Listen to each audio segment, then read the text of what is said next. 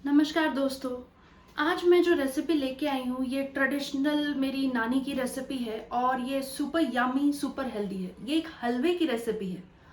हलवा और हेल्दी कैसे?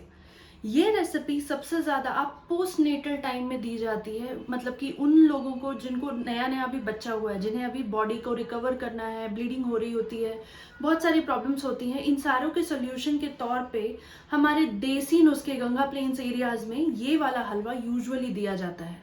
तो आज हम इसको बनाएंगे और इसकी रेसिपी मैं आज आपके साथ शेयर करूंगी। तो सबसे पहले हमें जो ड्राई फ्रूट्स हैं उनको सोक करना है। इसको सोक करने में 1 घंटा लगता है और ये हलवे की प्रिपरेशन में भी हमें 1 घंटा लगेगा, इसलिए आराम से हम अभी से सोक कर रहे हैं। तो सबसे पहले मैं यहाँ पे ले रही हूँ, आप कोई भी ड्राई फ्रूट जो आपको पसंद हो आप वो ले सकते हैं।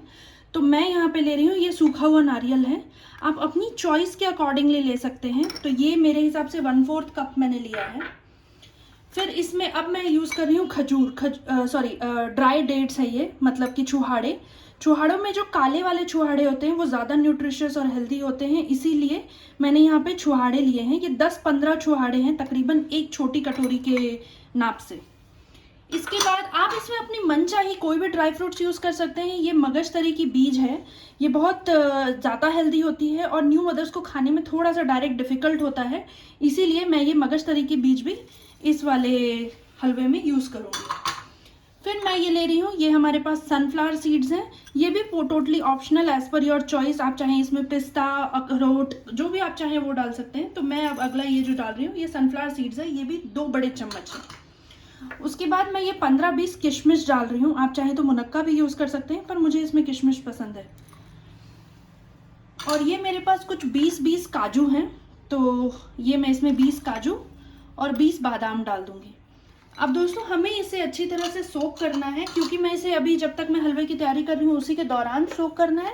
तो मैं इसमें हॉट वाटर डाल रही हूँ, आप चाहें तो नॉर्मल वाटर में इसे आराम से ओवरनाइट भी सोक कर सकते हैं, तो ये चॉइस पे है। इसे अभी क्योंकि हमारे हलवे की तैयारी में 1 घंटा आराम से लगेगा, तो मैंने इसलिए इसे अभी तैयार किया है। सो दोस्तों अभी हमने अपनी ड्राई फ्रूट्स फूलने के लिए डाल दी हैं। अब आते हैं हमारे हीरो इंग्रेडिएंट पे, जो कि है खसखस। इसे मैंने तकरीबन 12 घंटे सोक किया है, आप चाहें तो 8 to 10 आवर्स सफिशिएंट होते हैं। जब आप इसे पहले सोक करने डालेंगे दोस्तों, तो एक बहुत बड़ी चीज़ होती है कि ये ऊपर तैर रहा होता है, तो हमें लगता है अरे इसे छाने कैसे, इसे धोए कैसे। तो मैंने इसे उस टाइम पे आराम से सोक होने दिया। जब ये पूरी तरह से नीचे बैठ गया तो मैंने इसे मतलब 5 या 6 घंटों के बाद मैंने इसके 2-3 पानी से वॉश कर लिया। सो आप देख सकते हैं ये हमारा खसखस अच्छी तरह से अब सोक हो चुका है, ये हैवी हो गया है। अब मैं इसे छान लूँगी। छानने के लिए ध्यान रखें कि हमें थिन जाली का खाली ये नहीं होना चाहिए। इसमें मैंने एक ऐसी जाली ली है जिसमें मसलिन क्लॉथ जैसा कुछ लगा रहता है, देख रहे हैं आप ये कितनी पतली, क्योंकि हमारे खसखस के जो दाने हैं वो बहुत ही पतले होते हैं। तो अब मैं इसे इसमें छान देती हूँ, और छानने के बाद अब हमें इसे फाइन पीसना है। पीसने के लिए आप चाहें तो इसे मिक्सी में पीस सकते हैं, अगर आप चाहें तो आप इसे वेट ग्राइंडर में भी पीस सकते हैं। दोस्तों इसे पीसने के लिए मैं इसे वेट ग्राइंडर में यूज़ करने वाली हूँ। तो ये हमारा अच्छी तरह से खसखस छना चुका है। ये देखिए दोस्तों मैं इसे वेट ग्राइंडर में पीस रही हूँ। अगर आपके पास वेट ग्राइंडर नहीं है तो आप इसे मिक्सर में भी आराम से पीस सकते हैं। पीसने में आप इसमें थोड़ी अमाउंट ऑफ पानी भी डाल सकते हैं, बहुत ज़्यादा पानी नहीं डालना है, ताकि हमें जब इसे भूनें तो उतना पानी सुखाना ना पड़े। और इसे पीसते वक्त एक चीज़ का ध्यान रखें कि ये एकदम महीन पिसाना चाहिए, मतलब दरदरा नहीं होना चाहिए। सो फ्रेंड्स ये मैंने अच्छी तरह से इसको फाइन पीस लिया है। अभी अगर आप देखेंगे इसे एकदम चिकना पीसना होता है, तो हमने इसे एकदम पूरा चिकना, जितना ज़्यादा चिकना हो सके उतना चिकना मैंने इसे पीसा है। तो ये टोटल 250 ग्राम खसखस था। 250 ग्राम खसखस में तकरीबन आराम से 250 ml से लेके 300 ml पानी इसमें गया है। ज़्यादा पानी डालने से टेंशन की बात नहीं है, बस ये है कि हमें इसे भूनना अच्छे से है जब तक कि इस घी पीता नहीं है। तो जितना ज़्यादा पानी रहेगा उतना हमें ज़्यादा भूनना पड़ेगा। तो ये देखिए कितना चिकना, मतलब रिच क्रीमी पेस्ट बना है। अब हम इसे भूनने वाले हैं। भूनने के लिए जो कढ़ाई आप लें, ध्यान रखें कि वो हमेशा मोटे पेंदे की कढ़ाई हो, मतलब उसका जो बेस हो वो थिक बेस हो, सो दैट कि ये नीचे चिपके ना।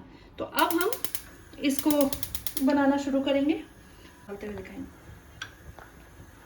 तो ये तकरीबन 250 ग्राम खसखस के लिए मैंने 100 ग्राम घी ली है। हम इसे भुनेंगे और भुनने के दौरान हमें आइडिया लग जाएगा अगर हमें इसमें और घी डालना है तो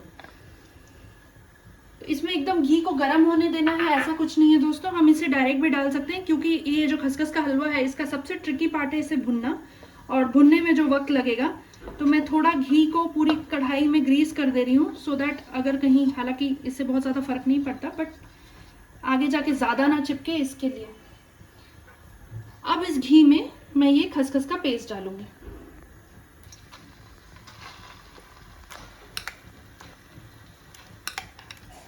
मैंने ये ढक्कन वाली कढ़ाई इसलिए ली है कि जब शुरू में ये खसखस गर्म होगा तो ये थोड़ा तर करके उड़ने की कोशिश करेगा, मतलब स्पिल होगा, तो ये स्पिल ना हो इसलिए मैंने इसके लिए ढक्कन वाली कढ़ाई ली है।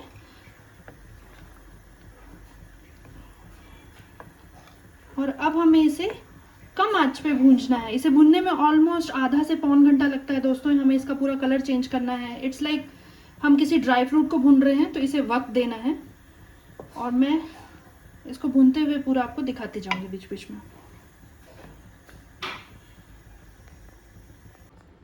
सो दोस्तों ये देखिए 5 मिनट के अंदर जो हमारा खसखस है ये सारा घी पी गया है। तो मेरे हिसाब से जो घी हमने डाला था वो इसके लिए क्वांटिटी कम है।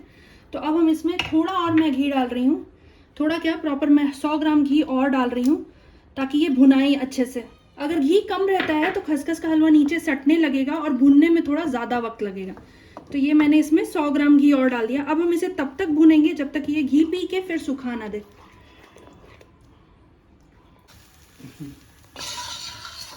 तो दोस्तों ये देखिए ये अभी कुछ तकरीबन 30 to 40% भुन जा चुका है।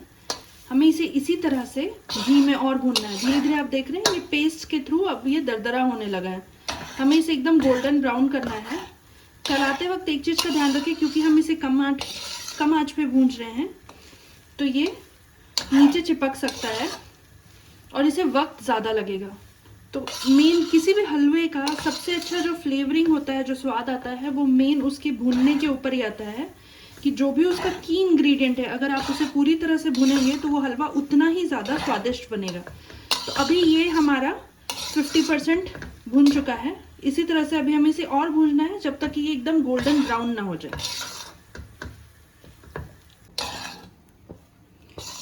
तो देखिए दोस्तों ये पूरी तरह से इस तरह का गोल्डन ब्राउन हो गया है। अब मतलब कि ये 80% कुक्ड है। जब ये इस तरह से 80% कुक हो जाएगा, अब हमारे ये जो ड्राई फ्रूट्स हैं ये भी पूरी तरह से सोक हो गए हैं और सॉफ्ट हो गए हैं। अब हम इसे एकदम महीन और एकदम फाइन पेस्ट में पीस लेंगे। तो ये देखिए दोस्तों ये जितने भी ड्राई फ्रूट्स थे जिसके हमने भिगोया था उसे मैंने एकदम महीन पीसा है। अगर आप चाहें तो आप ये ड्राई फ्रूट्स को अपने खसखस मतलब पॉपी सीड्स को जब आप भिगो रहे हो उसी के साथ भी भिगो सकते हो। ये जितने ज़्यादा अच्छे से भिगोए हुए होंगे उतना आपको ये पीसने में आसानी होगा। तो मैंने इसे एकदम फाइन पीस लिया है। अब ये हमारा जो हलवे का मिक्सचर है ये देखिए एकदम मस्त तरीके से गोल्डन ब्राउन हुआ है। अब हम इसमें अपने ड्राई फ्रूट्स डालेंगे। ये ड्राई फ्रूट्स कभी भी भूनते वक्त पहले इसलिए नहीं डालना है क्योंकि इसमें हमने थोड़ा सा छुहाड़ों को यूज़ किया है, किशमिश को यूज हुआ है, जो बाइंडिंग देता है आपके हलवे में। तो जैसे ही हम ये ड्राई फ्रूट्स डालेंगे ये थोड़ा भुनना, जो हम इतने आराम से अभी तक भून रहे हैं, ये भुनना थोड़ा डिफिकल्ट हो सकता है। इसीलिए हम लोग ड्राई फ्रूट्स को तब डालते हैं जब हमारा हलवा या तो 80-90% भुन चुका हो। भूनते वक्त एक चीज़ का ध्यान रखें, ये हलवा नीचे भी लगता है। ये देखिए इस तरह से ये हल्का हल्का लगना शुरू होता है। तो इसे हर 5-5 मिनट पे, कम आंच पे इसलिए हम भून रहे हैं, इसे हर 5 मिनट पे आप अच्छे से चलाते रहें। ठीक है। अब ये मैं अपने ड्राई फ्रूट्स का जो पेस्ट मैंने बनाया है ये इसमें डाल दूंगी।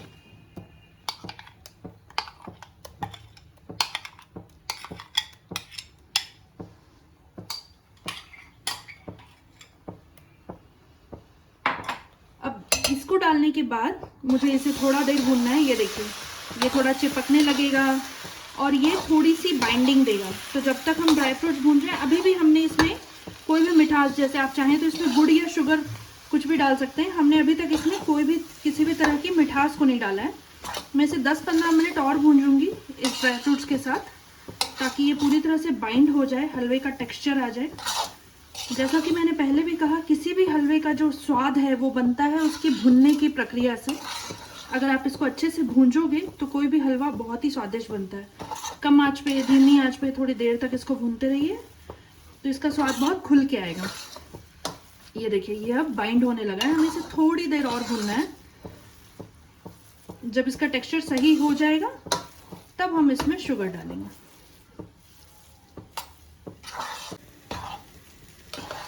ये देखिए दोस्तों, जब हम इसमें ड्राई फ्रूट्स का पेस्ट डाल देते हैं तो इसके बाद ये चिपकने लगता है, तो इसे धीमी आंच पे भूनते, ये देखिए ये नीचे चिपक रहा है, तो हमें इसे भी करीब 5 से 10 मिनट तक भूनना है, जब तक कि हमारे ड्राई फ्रूट्स भी सेम थोड़ा सा गोल्डन ब्राउन नहीं हो जाए।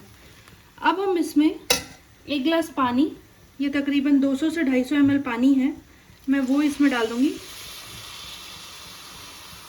और लास्ट में मैं इसमें 75 ग्राम्स ऑफ शुगर डाल रही हूँ। आप चाहें तो शुगर को ज़्यादा या कम कर सकते हैं। एक बात का ध्यान रखें कि हमने इसमें छुहाड़े डाले हैं, और ये ब्लैक वाले छुहाड़े और किशमिश जो हमने दोनों यूज़ किया है, ये अपने आप में हलवा को बहुत मीठा करता है।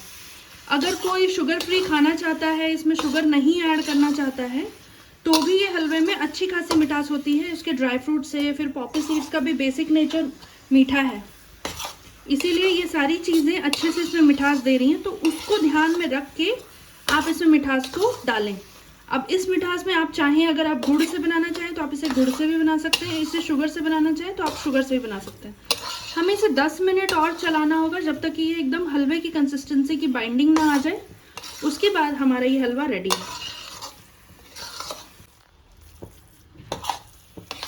तो ये देखिए दोस्तों, हमारा हलवा अब रेडी है। अब हम गैस बंद कर देंगे और अब हम इसे अपने कंटेनर में खाली कर लेंगे।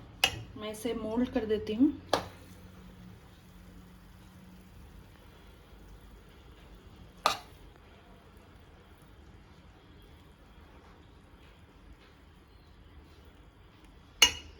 और इसे अच्छी तरह से शेप करके हम देखते हैं ये डीमोल्ड हो पाता है कि नहीं।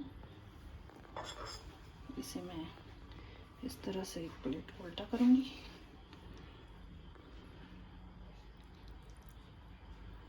ये देखिए,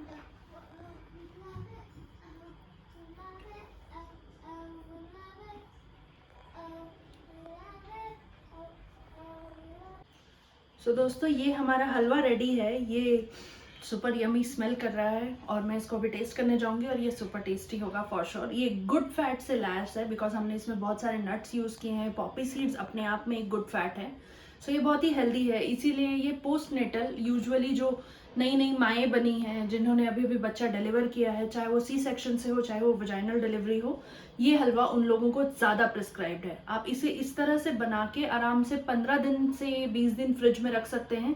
जब भी आपको खाने की तमन्ना हो, आप उसका एक बाउल निकालिए, माइक्रोवेव में 30 सेकेंड्स गर्म करिए और ये हलवा रेडी टू सर्व है। इसीलिए आप इसे आराम से बना के पहले से रख सकते हैं।